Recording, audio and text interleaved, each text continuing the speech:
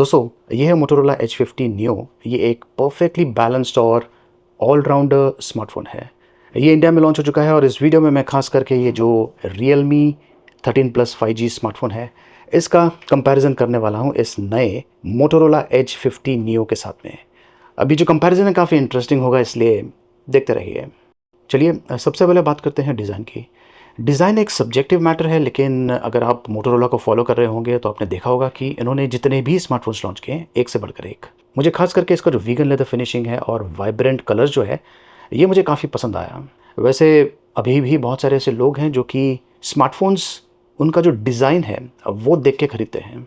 तो शुरुआत Motorola H50 Neo से करते हैं। इसका जो डिज़ाइन है, जैसे कि मैंने कहा, एकदम इम्प्रेसिव लेवल का है। इसमें premium vegan leather finishing use किया गया है और ये पैंटोन क्यूरेटेड कलर्स हैं। अमेजिंग दिखता है, नॉटिकल ब्लू कलर। वैसे ये अलग अलग कलर ऑप्शंस में भी अवेलेबल है। अब इसका कंपैरिजन Realme 13 Plus 5G के साथ में करें तो ये पॉलीकार्बोनेट है।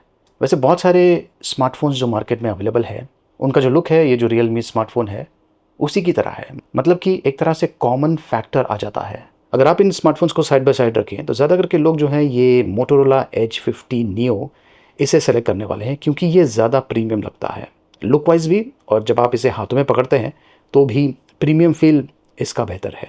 एक और बहुत इंटरेस्टिंग चीज़, ये IP68 सर्टिफिकेशन के साथ में आता है। वाटर और डस्ट रेजिस्टेंट है, जबकि Realme 13 Plus 5G इस पर IP लेवल का सर्टिफिकेशन नहीं है। तो ये जो H50 Neo है, ये बेहतर प्रोटेक्शन के साथ में आता है। इतना ही नहीं, ये जो स्मार्टफोन है इसे मिलिट्री ग्रेड सर्टिफिकेशन भी मिला हुआ है। जी हाँ दोस्तों, MIL STD 810H सर्टिफिकेशन।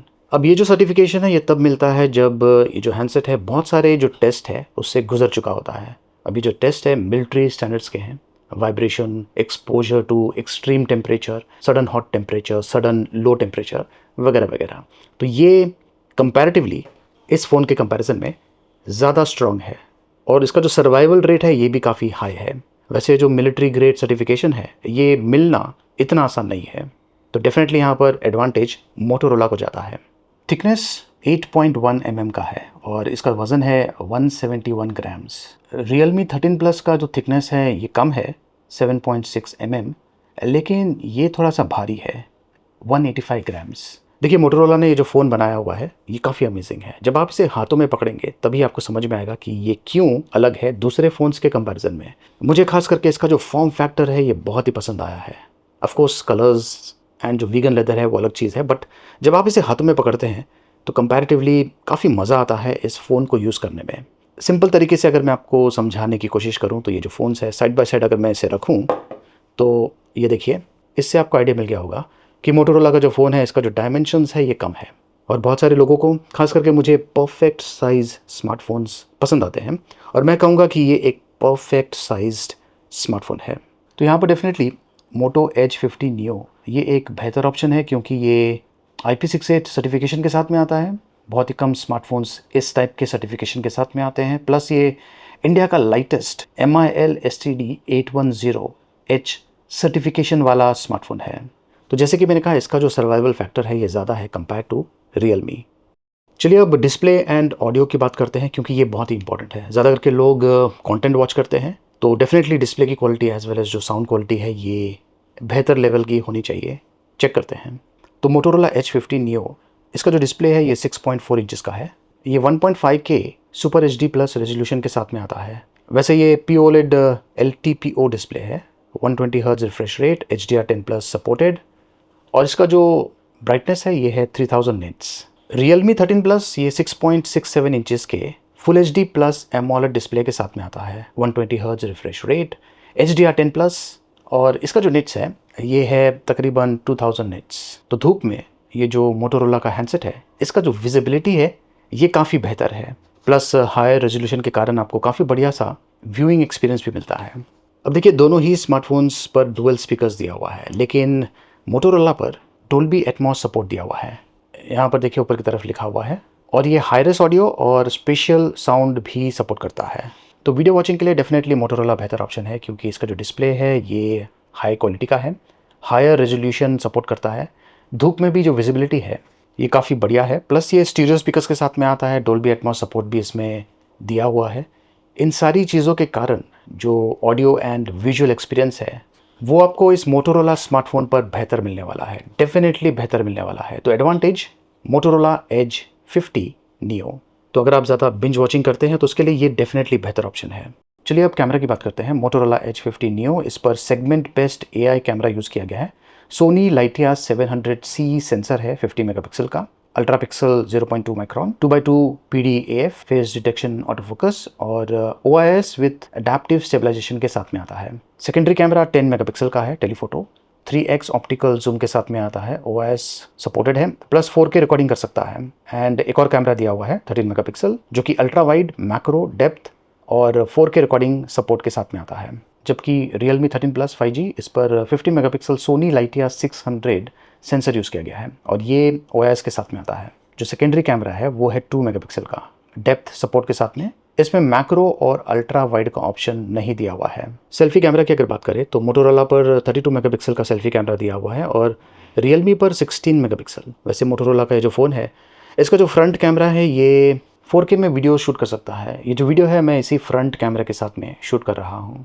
ये देखिए, ये जो मोटो एज 50 नियो है इसका जो कैमरा है, फोटो मोड में आपको वाइड एंगल का ऑप्शन मिलता है, 1x 2x और 3x का ऑप्शन मिलता है और पोर्ट्रेट में आपको बहुत सारे मिल के ऑप्शंस मिलते हैं, 24 मिल, 35 मिल, 50 मिल और 85 मिल। इससे आप अमेजिंग टाइप के फ़ोटोज़ शूट कर पाएंगे, जैसे कि DSLR कैमरास के साथ में आप शूट करते हैं अलग अलग टाइप के लेंसेज यूज़ करके। अब यही चीज़ अगर आप ये जो Realme 13 Plus पर देखें तो फोटो मोड में आपको 1x और 2x का ऑप्शन मिलता है, इसमें वाइड एंगल का ऑप्शन नहीं है। एंड पोर्ट्रेट मोड में आपको 1x और 2x का ऑप्शन मिलता है। अब मुझे फ़ोटोज़ खींचना बहुत ही पसंद है तो मैं definitely Moto Edge 50 neo prefer करने वाला हूँ। और ऑफ कोर्स ये गूगल फ़ोटो AI फीचर्स के साथ में भी आता है। यहाँ पर आपको सजेशंस मिल जाता है, अगर आपको एनहांसमेंट्स करना है तो वो भी आप कर पाएंगे। टूल का ऑप्शन दिया हुआ है जहाँ पर मैजिक इरेजर का ऑप्शन है, ये गूगल AI पावर्ड है। तो यहाँ पर मैं ये सब्जेक्ट को इरेज करने की कोशिश करता हूँ, काफ़ी बढ़िया काम किया है। चलिए अब चेक करते हैं कि दोनों स्मार्टफोन्स में से सबसे बेस्ट कैमरा किसका है। तो ये देखिए जो शॉट है, लेफ्ट हैंड साइड वाला जो शॉट है ये मैंने मोटोरोला एज 50 नियो से शूट किया हुआ है और राइट हैंड साइड वाला शॉट है ये मैंने Realme 13 Plus 5G से शूट किया हुआ है।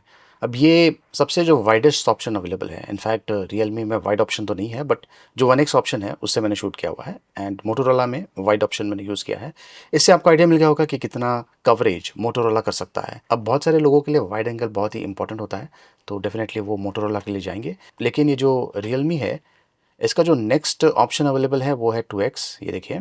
और मोटोरोला में ये तो है वाइड एंगल, इसके बाद में इतने सारे x ऑप्शंस अवेलेबल है तो इतना तक ये जूम कर सकता है। उसके बाद में जो डिजिटल जूम है वो एक्टिवेट हो जाता है। यहाँ पर क्वालिटी की अगर बात करें, जो एक्चुअल कलर्स है वो मोटोरोला कैप्चर कर रहा है तो मोटोरोला की जो क्वालिटी है ये काफ़ी बढ़िया है, प्लस जो डायनेमिक रेंज है वो भी काफ़ी अच्छा है, यहाँ से क्लियरली विजिबल है। यहाँ पर पोर्ट्रेट में भी आपको बहुत सारे ऑप्शंस मिलते हैं।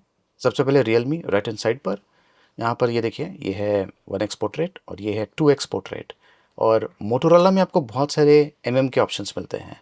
तो ये स्टार्टिंग पॉइंट है, उसके बाद में ये ऑप्शन है, उसके बाद में ये एंड ये, मतलब कि काफ़ी दूर से आप अमेजिंग टाइप के शॉट्स शूट कर पाएंगे जैसे कि डिजिटल कैमरास के साथ में आप करते हैं। और बैकग्राउंड देखिए किस तरीके से ब्लर हो रहा है हर एक शॉट में, तो ये काफ़ी इंटरेस्टिंग चीज़ है, आपको मोटोरोला इस प्राइस में दे रहा है। ये देखिए ये है एक और पोर्ट्रेट शॉट और यहाँ पर Realme का ये फर्स्ट ऑप्शन है और ये सेकंड ऑप्शन है एंड मोटोरोला पर ये फर्स्ट ऑप्शन है, उसके बाद में ये एंड ये। तो इतना कवरेज ये कर सकता है पोर्ट्रेट में। यहाँ पर मुझे Realme का जो शॉट है ये थोड़ा सा अच्छा लगा बट जो डिफरेंस है वो इतना ज़्यादा नहीं है। ये है सेल्फी पोर्ट्रेट। Realme में आपको एक ही ऑप्शन मिलता है, मोटोरोला में आपको ये दो ऑप्शंस मिलते हैं, एक वाइड सेल्फी और एक नॉर्मल सेल्फी। यहाँ पर भी दोनों हैंडसेट्स ने काफ़ी अच्छा काम किया है, लेकिन जो डिटेल्स है वो मोटोरोला बेहतर कैप्चर कर रहा है। लो लाइट शॉट्स की अगर बात करें तो दोनों ही स्मार्टफोन्स ने काफ़ी अच्छा काम किया है एंड ये है वाइड एंगल शॉट। अब वाइड एंगल आप Realme के साथ में शूट नहीं कर पाएंगे तो ये एक्चुअली एक एडवांटेज है। वैसे कैमरे की जो क्वालिटी है ये मोटोरोला की थोड़ी सी बेहतर है, लेकिन आपको मोटोरोला में बहुत सारे ऑप्शंस मिलते हैं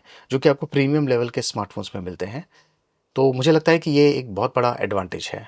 चलिए अब परफॉर्मेंस की बात करते हैं। वैसे दोनों ही स्मार्टफोन्स में सेम टाइप का हार्डवेयर यूज़ किया गया है, MediaTek Dimensity 7300, लेकिन एक छोटे से चेंज के साथ में। ये जो Realme 13 Plus है इस पर MediaTek Dimensity 7300 energy chipset use किया गया है, थोड़ा सा मॉडिफिकेशन है उसमें। तो परफॉर्मेंस चेक करने से पहले इनमें जो 5G बैंड्स यूज़ किया गया है उसके बारे में मैं आपको बता देता हूँ, क्योंकि ये एक बहुत ही इंपॉर्टेंट डिसाइडिंग फैक्टर हो सकता है। ये जो मोटोरोला H50 Neo है, ये 16 5G बैंड सपोर्ट के साथ में आता है। जी हाँ दोस्तों, 16 5G बैंड सपोर्ट। खास करके अगर आप इंटरनेशनल ट्रैवलिंग कर रहे हैं तो उस दौरान ये काफ़ी काम में आ सकता है। ज़्यादा करके चांसेस है कि आप जो कंट्रीज़ विजिट कर रहे हैं वहाँ का जो 5G नेटवर्क है उसे इस फ़ोन पर यूज़ कर पाएंगे। जबकि Realme 13 Plus 5G जो है ये 9 5G बैंड सपोर्ट करता है, तो डेफिनेटली यहाँ पर मोटोरोला बेहतर है। लेकिन इनके अलावा Motorola voice over NR 4x4 MIMO और up to 3 carrier aggregation support के साथ में आता है। कुछ लोगों के लिए ये जो फीचर्स हैं इंपॉर्टेंट है, इसलिए ये मोटोरोला पर आपको मिलता है। तो मैंने इन दोनों फ़ोन्स पर Antutu रन किया था और मुझे ये स्कोर मिला हुआ है। तो स्कोर 6 लाख के आसपास है। वैसे ज़्यादा डिफरेंस नहीं है, दोनों ही स्मार्टफोन्स काफ़ी बढ़िया आपको परफॉर्मेंस देने वाले हैं। और वैसे भी ये जो 6 लाख का स्कोर है मोर देन सफिशिएंट है गेमिंग यूज़ के लिए भी। अगर आप एक गेमिंग यूज़र हैं डेफिनेटली आप दोनों स्मार्टफोन्स पर गेम्स खेल पाएंगे। बट अगेन डिस्प्ले की जो क्वालिटी है, रेजोल्यूशन प्लस डोल्बी एफेक्ट्स, वो मोटोरोला पर आपको मिलने वाला है।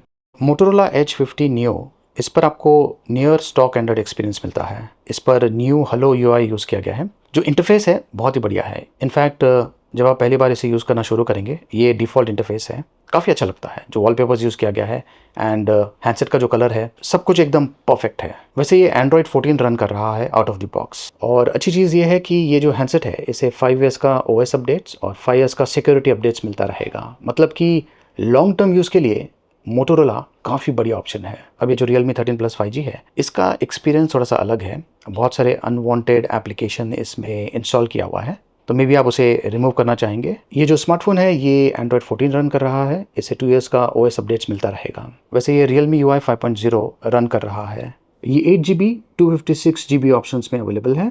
और Realme का ये जो स्मार्टफोन है इसमें 8GB 128GB या फिर 8GB 256GB ऑप्शंस अवेलेबल है। वैसे तो मोटोरोला एक बहुत ही बढ़िया ऑप्शन है और लॉन्ग टर्म अपडेट्स इसे और भी बेहतर ऑप्शन बनाता है। अगर आप एक ऐसे व्यक्ति हैं जो कि फ़ोन्स को ज़्यादा समय तक यूज़ कर रहे हैं तो डेफिनेटली लॉन्ग टर्म अपडेट्स आपके लिए काफ़ी बढ़िया ऑप्शन होगा एंड मोटोरोला आपको देता है 5S का। तो जो मोटोरोला का फ़ोन है इस पर आप क्रिएट विथ AI कर सकते हैं। मोटो AI मैजिक कैनवस, यहाँ पर बेसिकली आपको एक डिस्क्रिप्शन देना है, उसके बेसिस पर ये जो AI है आपको फ़ोटो क्रिएट करके देने वाला है। Driving car on highway heavy rain, ये ट्राई करते हैं, देखते हैं कि ये क्या क्रिएट करता है।